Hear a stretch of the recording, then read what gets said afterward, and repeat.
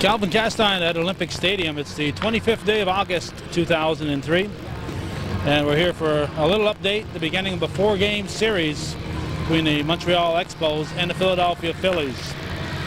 Expos coming into today's game are 4 games behind the wild card leading Philadelphia Phillies. And an Expo victory today would, in all probability, I don't know if Florida's played yet. Nope, they're not on the scoreboard. They're probably not playing today. It's a Monday. It's probably an off day.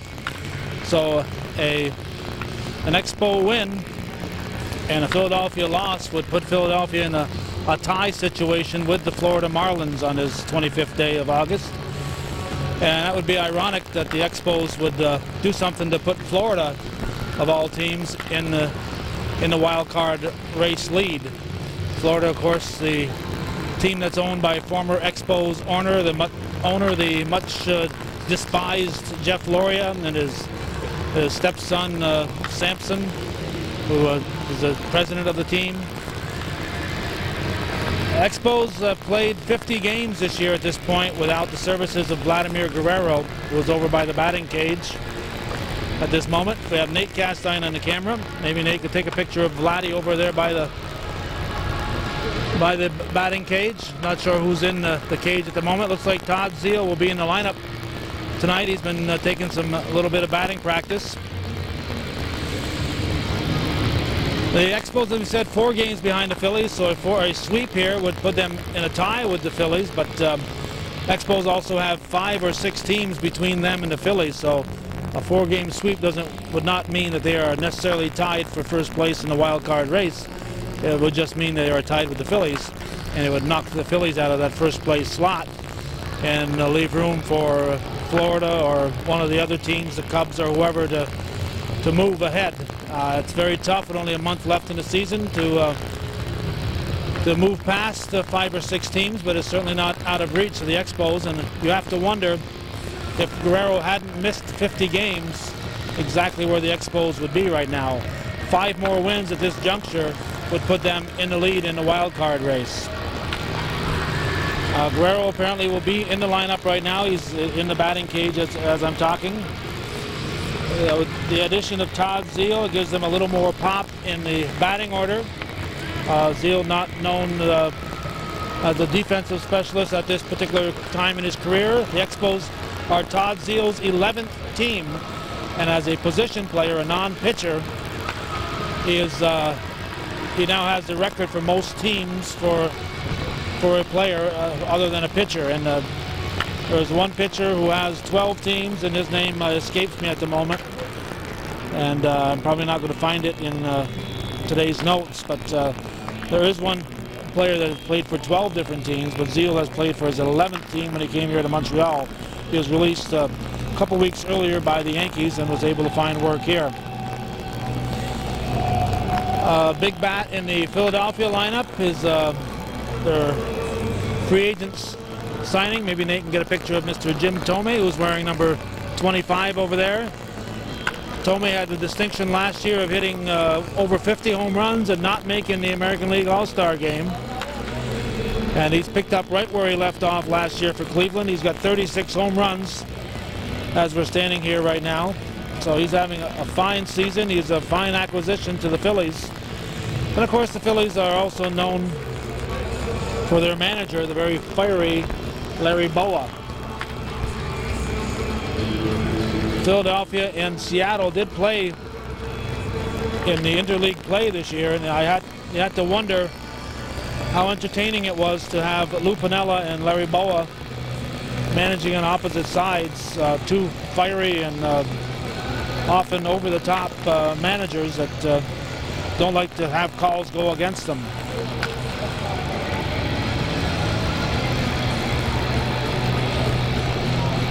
The Expos glad to get back home. They had a win last night, as we're taping this, against San Diego. Prior to that, they'd lost 4 in a row. There's something about home cooking that the Expos like. They have the second best record, home record, in the National League, second only to Colorado. But their road record is also at the other end of the other extreme. So they've got to find a way to win on the road. They've got another series in San Juan. That series could help make or break their season. They've got a decent record in San Juan. They're 10-6 in their 16 games they've played there so far. The problem hasn't necessarily been them being on the road in San Juan. The problem has been that it's extended their road games and caused problems, as in June they were gone for almost a full month. They left here at the end of May, on the 25th of May, in first place in the wild card race, and when they came back here on June 20th, they had fallen from that first place perch. So the injury to Guerrero, the extended road trips, those have all contributed to the Expos' problems this year. It's quite amazing that at this point they're only 4 games out of the wild card race. So with that, we're going to maybe pick up and get the end of the game talk from Mr. Frank Robinson.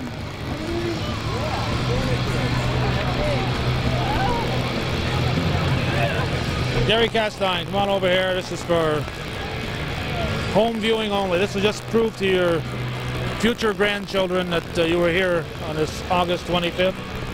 Your thoughts? It's nice to be down on the field. I haven't been down here with you since, I think, 81 when Woodman gave a flag to Mike Schmidt. So it's hard to believe that's 22 years ago. And that also was the Philadelphia Phillies. So right. It seems that the Phillies are your team, even though it's Guy's favorite team. I guess so. I guess it looks that way. He must be jealous he's not here today. He was with us back then in 81. And I remember his words as we came out of the tunnel, "Oh my God." Right. It's a much different Philadelphia team. Some really outstanding names back in 81 or 82, whatever year it was. Mike Schmidt and Tug McGraw and Pete Rose. Pete Rose was with them. And, well, of course, they were world champions at that time. That's right. why they had all those superstars. And Larry Bowa was probably their shortstop at that period, I would imagine. Yeah, I imagine. He had to be. He must have been back then. But they have good players now with Rollins that they got from St. Louis last year. Tomei was a big free agent signing, so they're solid. I'm sure they're disappointed with their year. I'm sure they thought they would, getting Millwood from Atlanta, I'm sure they thought they'd be challenging for the Eastern Division race, but year after year, I don't know, people put on that Braves uniform and they just seem to perform well. Atlanta's been, every year, it just seems like they just run away with it, and yeah. Don't seem to slow down any. Not to the playoffs. Not to the playoffs when they head home early. Right.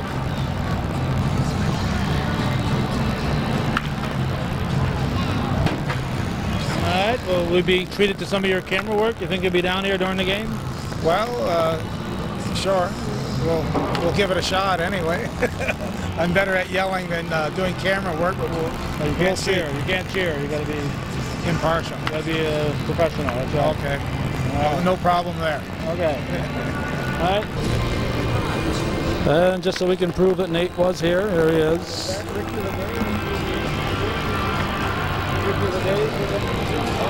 Could be.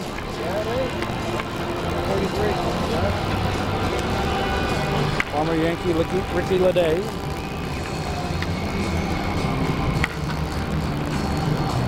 I think there's more Yankees here than Liz Taylor husband.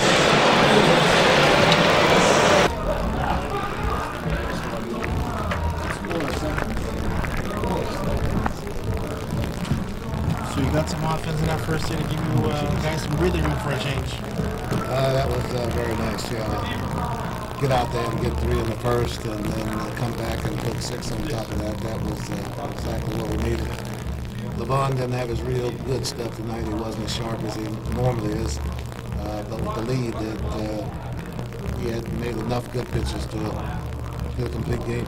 after what the bullpen did to you on the road trip? I'm sure you're glad to see Ravon go the distance.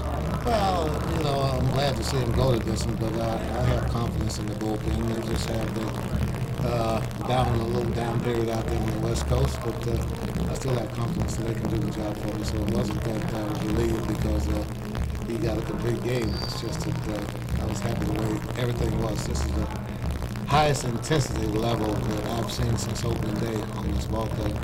And the other thing is I was very noticeable. We were very patient in the first 3 or 4 innings up at the plate, and it paid off. Right. And that's what we have to do. And also, one other thing before I go, I don't want to overlook the fans. It was tremendous to see them out here tonight, and with the enthusiasm they had, they certainly had a hand in the win tonight. That's what I was just going to ask, is this team is 16-3 with crowds of over 15,000 or more. What do you make of that? I think it should be more than 15,000 out here more often. And maybe we better take 15,000 on the road with this. It's nice to play in front of large crowds. It really is. It just picks you up automatically. And tonight, I don't know if it was just that the players are up for this series or what. But this is, like I say, they were very intense, they were very focused, and it paid off. The players really showed you something tonight. Well, they did show me something out there. Hopefully, you know, they help us out the rest of the series. You know, it feels very good to see fans in the crowd, in the stands. You know, it gives us a lot of energy tonight.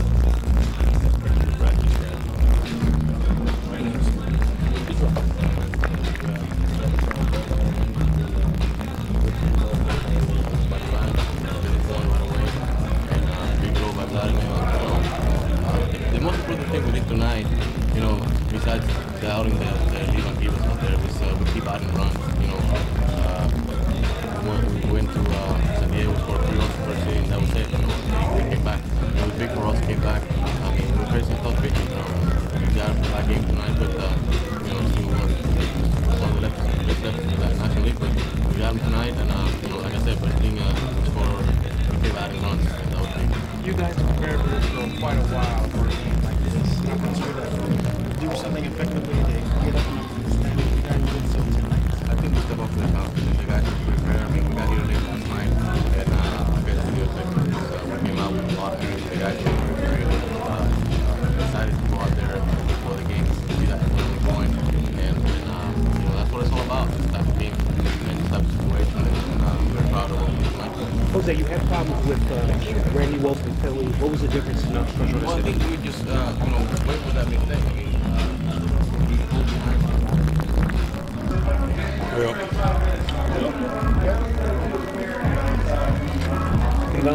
How easy was it to you to pitch then with a lot of offense like this? You know, it's great. The team, you know, when we come back to the road, the team played good, you know, but so sometimes it happens on the road that, you know, you win and you lose. But the team's very, you know, excited because we played 4 games here with the Philadelphians at the first place. So everybody tried to play hard. Everybody tried the best he can, and the team is coming today and hit it a lot and beat that guy over there, the lefty, Randy Wolf. It's not easy. He's a good pitcher, so everybody's, you know, try hard and try to win because now it's 3 games behind, I think. What was your stuff tonight? Was it your A stuff or?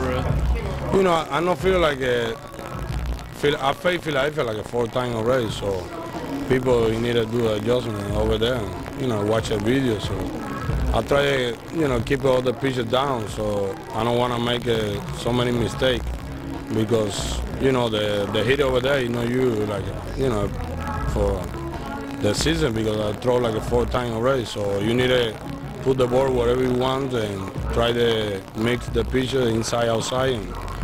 And the more important, throw the ball down because that guy can hit a home run for the ball up. So. How exciting was it to pitch in front of this large crowd tonight? It's great, you know. Getting your name? I think, yeah, you know, it's nice. I feel good, and I want to say thank you for everybody coming to the stadium today. So also everybody's coming tomorrow because it's 3 games behind the first place. So the team needed the fans over here, and you know, And I think it's good when there's a lot of people in the stadium like that. And let's see tomorrow. Let's try to win tomorrow. And Right. Thank you. all right. Thank you.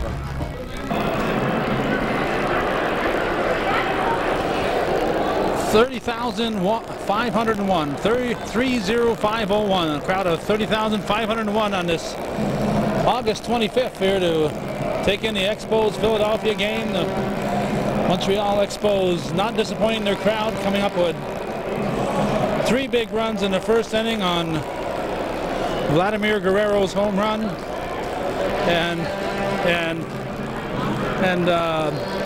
6 more runs in the second inning on a bunch of hits to take a 9-0 lead after 2 innings. They went on to win 12-1 to take game 1 of this crucial 4-game series against the Philadelphia Phillies. So for Nate Castine and Gary Castine, who accompanied us, this is Hometown Cable at the Big O, August 25th, 2003.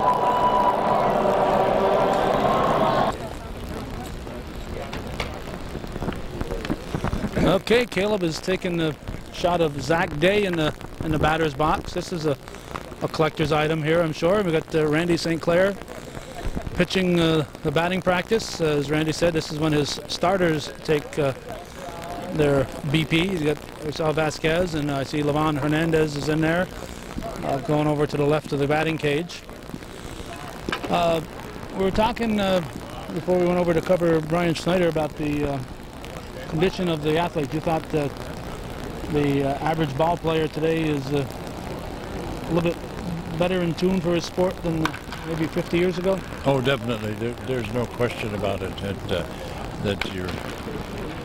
That the game is taken much more seriously, and that the players train and get a lot of weight workouts, and would be in much better shape and could do the job of playing so much better than it could 50 years ago. And I think in a lot of cases that it's showing up. We're getting a lot of records broke that weren't before. The only other contributing factor that I have thought for the past few years that baseball has thinned out so much that they don't have the pitching that is needed by all the expansion teams. At the big league level. Yes. Yeah. Yeah, I think there's no condition when you talk about the major league ball players that they're in much better physical shape. That doesn't mean that the average Joe on the street is in better